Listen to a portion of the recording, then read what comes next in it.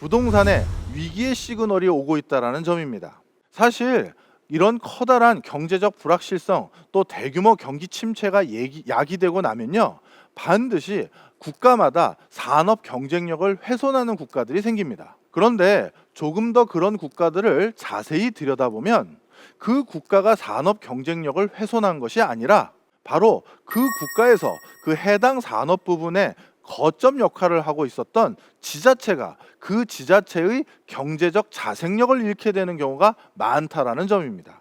이걸 좀 설명드리기 위해서 전 세계적인 제조 거점이 어떻게 바뀌어 왔는지를 10년 단위로 제가 정리를 좀 해왔는데요. 1960년대만 하더라도 전 세계 제조 기능의 40%를 이 나라가 혼자 담당했습니다. 어디일까요? 바로 미국입니다. 미국은 2차 세계대전의 피해를 완벽하게 복구하지 못한 유럽, 일본 이런 곳에서 점진적으로 생산 능력을 늘려오기 전까지 전 세계의 거의 대부분의 공산품을 만들어서 공급해왔던 국가입니다. 그러다가 전 세계 제조 거점이 1970년대 들어서는 유럽과 일본으로 바뀌게 되고요. 1980년대 들어서는 삼조 호황 등에 힘입어서 한국과 대만이 전 세계 제조 역할의 중심 역할을 하게 됩니다. 그리고 2000년대 들어서는 다시 중국이 급부상하게 됐죠.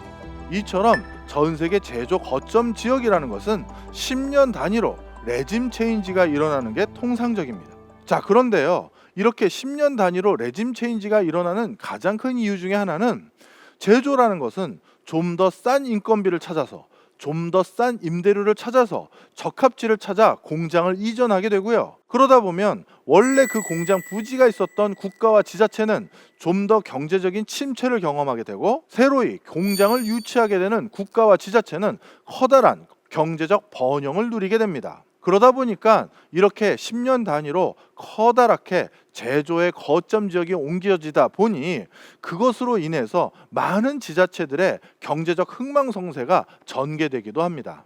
그 중에 대표적인 사례로 가장 많이 꼽는 것이 바로 미국의 사례입니다. 미국의 1950년대 최대 도시로 꼽혔던 10곳은 상당 부분 제조 거점 도시들이었습니다. 그런데 1960년대 들어서는 이 10곳 도시 중에 8곳이 인구가 절반 가까이 감소했고요. 특히 버팔로, 뉴올리언스, 세인트루이스가 바로 거기에 해당되는 도시들이었습니다. 그 중에서 가장 충격적인 사건은 미국의 4대 도시로 꼽혔던 디트로이트 같은 경우는 전체 시민의 85%가 타 지역으로 이주하면서 미국 역사상 최초로 지자체가 파산한 적도 있습니다. 디트로이트 하면 무슨 산업의 상징 도시죠? 맞습니다. 자동차의 상징 도시죠. 미국에서 자동차의 경쟁력이 크게 훼손되면서 이처럼 그 자동차 거점 도시 역할을 했던 디트로이트는 파산에 이르기까지 전개됐던 것입니다. 자, 그런데 우리나라도 많은 지역에서 제조 거점 역할을 하고 있는 지자체들이 많습니다. 그리고 IMF 외환위기 때, 글로벌 금융위기 때도 이미 이들 제조 거점 도시 중에 일부 도시들은 제조 기능을 상당히 많이 상실하거나 그 생태계를 유실한 지자체들이 많습니다. 그런데 이번 코로나19 아직 끝나지도 않았거든요. 그리고 대규모 인플레이션을 잡기 위해서 우리나라뿐만 아니라 전 세계적인 급격한 금리 인상이 도래하고 있습니다.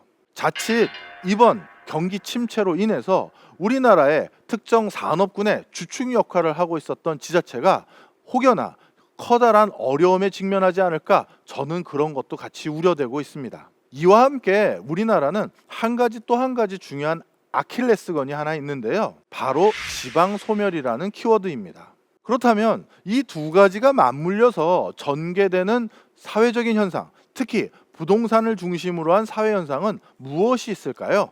예전에 부동산 그러면 대표적으로 같이 나오는 단어들이 불패신화, 부동산 투자는 항상 실패하지 않는다, 그리고 부동산은 언젠가는 오른다, 이런 말씀들 많이 들어보셨을 겁니다. 하지만 상황이 조금 바뀌어가고 있는 것 같습니다. 올해부터 많은 지자체에 있는 지역 발전 연구원들 뿐만 아니라요, 국토부, 그 다음에 기타 세종시에 있는 국책 연구 기관들에서도 부동산과 관련해서 가장 급상승하고 있는 키워드가 바로 빈집 비율입니다. 전국의 빈집이 급격하게 늘어가고 있거든요.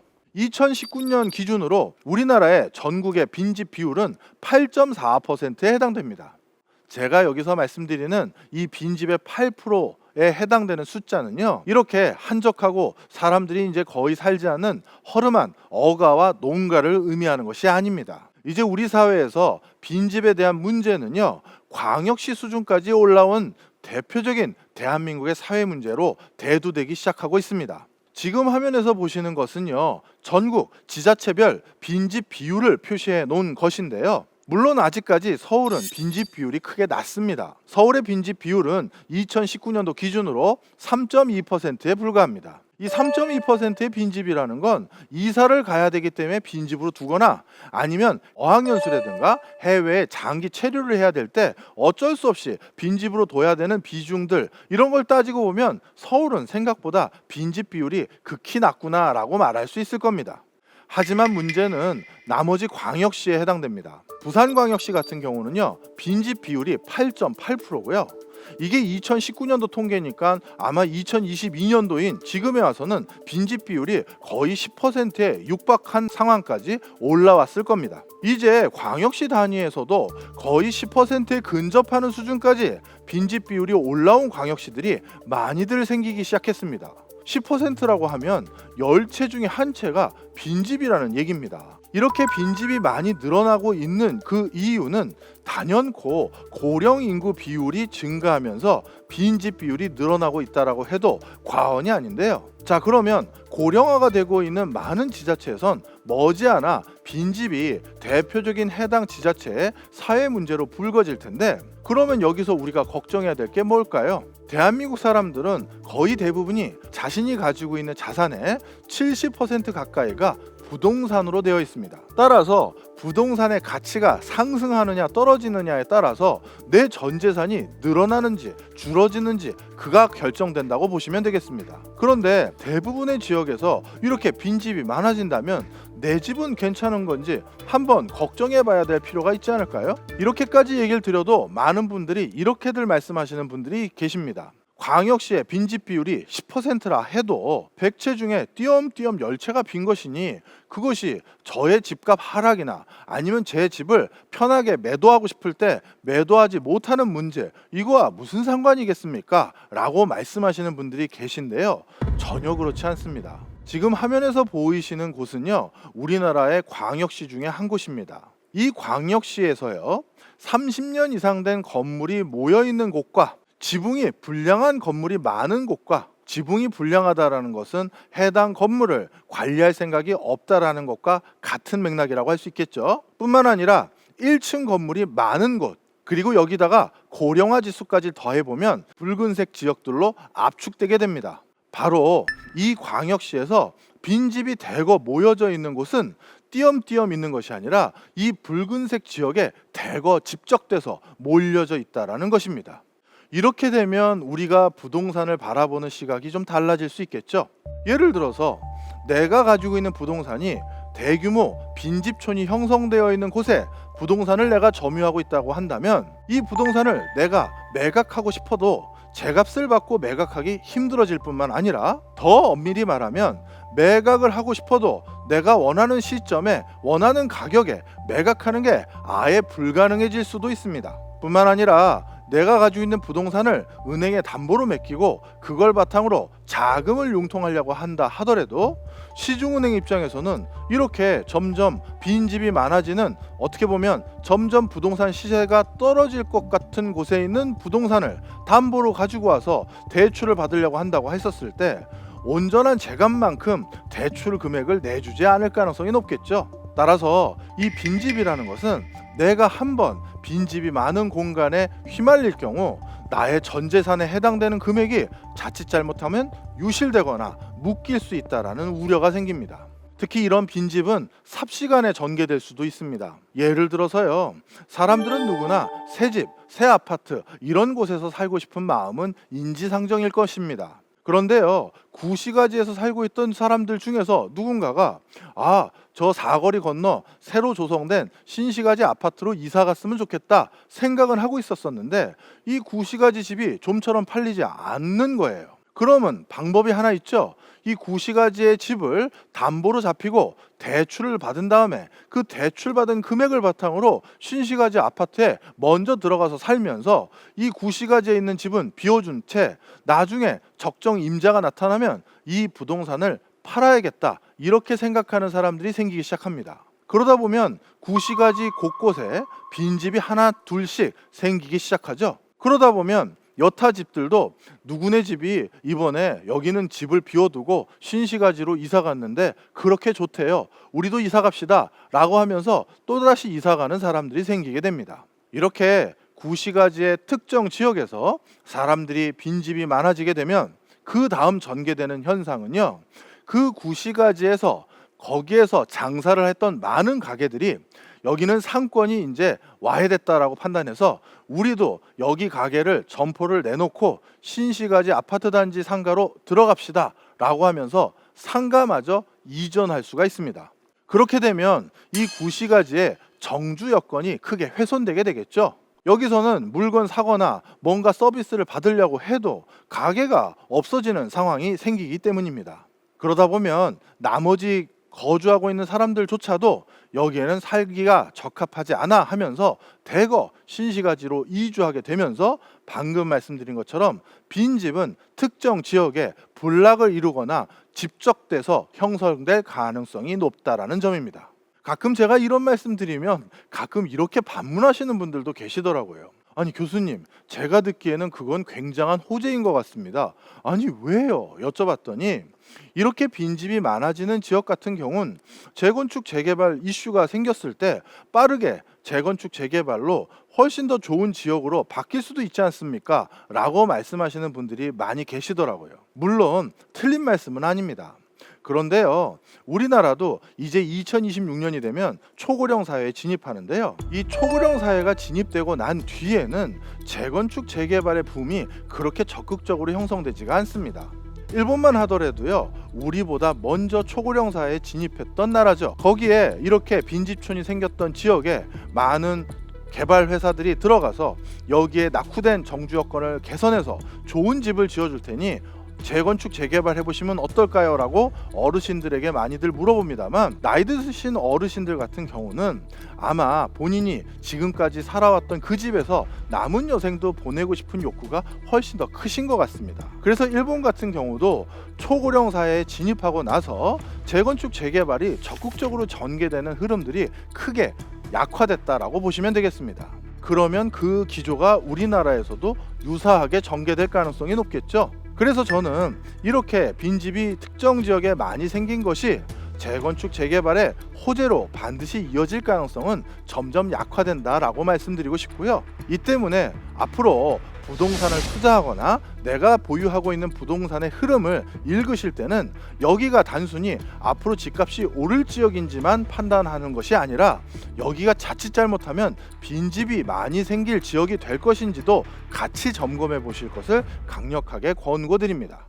아직도 동의 안 하시는 분들이 계셔서 제가 슬라이드 하나 더 준비했습니다. 저희는 아파트에 살기 때문에 빈집과 관계가 없습니다, 교수님. 아닙니다. 국토부에서 집계한 통계 결과 빈집 주거 비율 중에서 가장 높은 비율을 차지하고 있는 주거 유형은 아파트입니다. 전국의 50%에 가까운 빈집은 아파트 형태이고요. 특히 도시지역 같은 경우 65%에 해당되는 비중이 아파트 형태의 빈집 비중입니다. 따라서 조금 더 세련되고 첨단화되어 있는 주거 형태인 아파트에 살고 있다라고 해서 대거 빈집이 많이 생기는 그 군락에서 벗어나 있다라고 안심해서는 안 된다. 이 점도 꼭 기억해 주셨으면 좋겠습니다. 물론 낙후된 집들이 많은 경우 또 빈집이 많아지기도 하지만요. 그래서 35년을 초과한 집들이 전국 빈집 비율에서 22.4%를 차지하기도 합니다만, 보시면 놀라운 사실이 있죠. 3년 이하의 집들 중에서도 무려 15%에 가까운 비중으로 빈집이 형성되어 있습니다. 앞으로는 코로나19로 인해서 경기 침체가 유발되거나 심지어 그것으로 인해서 부동산 경기가 크게 꺾인다면 대규모로 새로 조성된 아파트 단지 전체가 비어버릴 수도 있다는 점을 꼭 기억하시면서 새 아파트라고 해서 무조건 괜찮을 거다라는 안도감은 절대 가져서는 안 된다, 이렇게 말씀드릴 수 있습니다. 특히 앞으로 전개될 지역 소멸 현상은 더더욱 그 파괴력이 크다고 할 수 있습니다. 지금 화면에서 보이시는 우리나라 지도는요, 각 지자체가 표시되어 있는데요. 향후 25년 아래 소멸이 우려되는 지역으로 분류되는 지역은 붉은색으로 표시되어 있는 지역들입니다. 전남 지역 거의 대부분과 경북 지역 거의 대부분, 그리고 일부 수도권 지역과 부울경 지역, 그 다음에 광주 나주 지역 정도를 빼고 나서는 거의 대부분의 지역에서 지금 인구 소멸, 지역 소멸이 우려되고 있는 상황입니다. 자, 그렇다면 부동산 시세가 하락하는 것을 막을 수 있는 하방 경직성이라는 건 사실 실수요자들이 많았을 때 더더욱 공고하게 형성될 수가 있는데요. 이렇게 지방이 소멸되고 있는 이 지역 같은 경우는 실수요자마저도 점점 줄어들 것이 뻔하고, 이런 곳에서 앞으로 어떻게 부동산 흐름이 전개될 것인지 우리는 반드시 촉각을 곤두세우고 지켜봐야 된다, 이렇게 말씀드립니다. 조금 더 직접적으로 이들 지역에서 전개될 수 있는 부동산 흐름을 우리가 일본의 사례를 통해서 어느 정도 유추할 수 있는데요. 요즘은 일본의 유명 관광지 별장이 단돈 10원에 매물로 나와서 화제가 되는 경우가 많은데요. 단돈 10원이라고 하면 우리나라 돈으로 10원이고 일본 돈으로는 1엔이 되겠죠. 다시 말하면 일본의 화폐 단위에서 가장 낮은 단위로 별장을 판매하겠다라는 매물이 쏟아져 나온다는 내용입니다. 아니, 어떻게 별장이 1엔에 판매할 수 있습니까? 라고 생각하실 수 있을 텐데요. 간단히 말씀드리면 이런 겁니다. 예전에 1980년대 후반에 일본 경제가 정말 잘 나갔던 그 시절에 바로 아버지 세대들이 세컨하우스라고 해서 펜션과 주말농장과 뭔가 집을 추가로 장만하신 분들이 많았었습니다. 그런데 그분들이 은퇴하고 그리고 자꾸 해서 자식들에게 이 집을 물려줬는데, 이 자식들도 주말에 가끔 놀러도 가고 가족들끼리 주말에 거기서 농사도 짓고 했던 별장인데, 이제 본인마저도 사회생활을 접어야 될 때가 된 것입니다. 그러다 보니까 이렇게 주택을 여러 채 가지고 있는 게 부담될 수밖에 없겠죠. 주택을 계속 가지고 있을 경우 보유세를 내야 되고요, 각종 기타 세금도 내야 되고, 일본 같은 경우는 이런 집들을 빈집으로 방치할 경우를 방지하기 위해서 빈집 관련해서 방치한 건물이 있을 경우 그 해당 집 건물의 주인에게